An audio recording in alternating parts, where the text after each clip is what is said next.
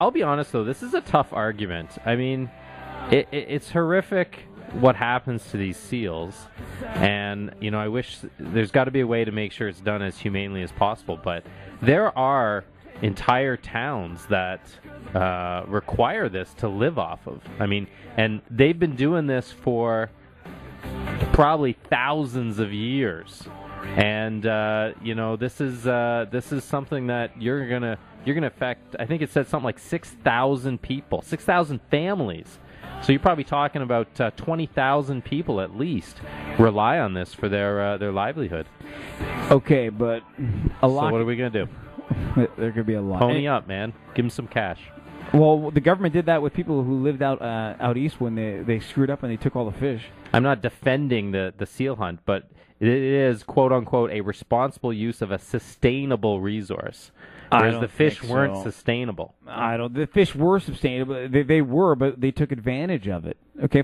Anyways, a lot of the stuff with the seal hunt, we're talking about people using the seals not only for food but for skin, for clothing. I mean, this is what and the way that they kill these animals is defenseless. It is wrong. The way that, anyways, how are they going to do it? You don't do it. You become one of the countries that sit back. Like when you have guys like Paul McCartney, you have all these people in the world saying, you know what, Canada, look what you do. When you have such an uproar in the country over this, imagine this was cats. Imagine this were dogs. Would it be the same argument? Would people be sitting there saying, no, we have to keep doing it? It's okay. Well, for you could argue the same sort of thing does happen with cats and dogs in the sense that they're not being slaughtered and killed, but you can't go and tell somebody that they've been using their cats and dogs for the benefits of farming, let's say, for hundreds and hundreds of generations, and yet say, okay, now no longer doing this. What about people that trap wolves and use their furs? That's wrong.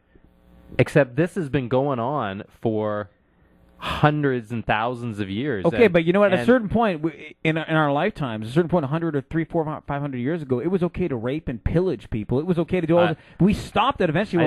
I think there's a big difference though between how we treat animals and how we're expected to treat humans. Plain and simple. You eat meat.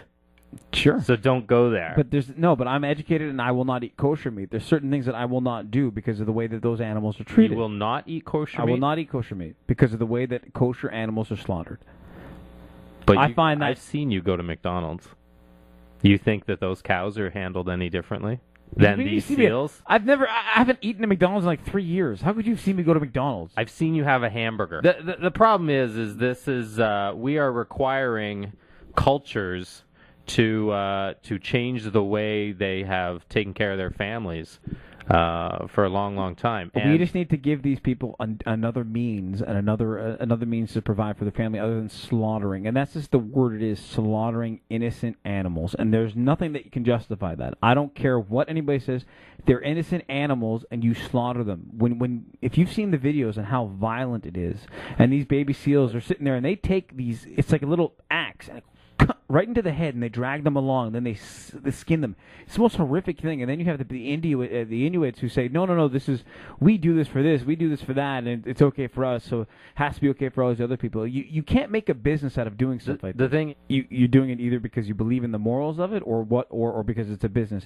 It's the way that it's done. It's the absolute slaughter. No, but that's the thing, though, is people. You've seen the movie Earthlings, and the way our food animals are slaughtered is really no different than this, unfortunately. Or at least in some scenarios. And unless you've actually been there and seen how the animals were slaughtered, you can't tell. No, but in Earthlings, they show a lot of those horrific footage is not from North America. It's the most horrific footage they show is from places elsewhere in the world where they don't care whatsoever. And we at least do it in an area that's closed off. But so as long as you don't see it, it's okay? No, but what I'm saying, what I'm saying is the most horrific thing where you see animals being skinned alive and stuff like that is not done in Canada. It's not done in North America. No, that's how they deal with pork. Anyways, it's a tough. I don't know. You know what? I don't buy seal products. I wouldn't partake in that industry at all.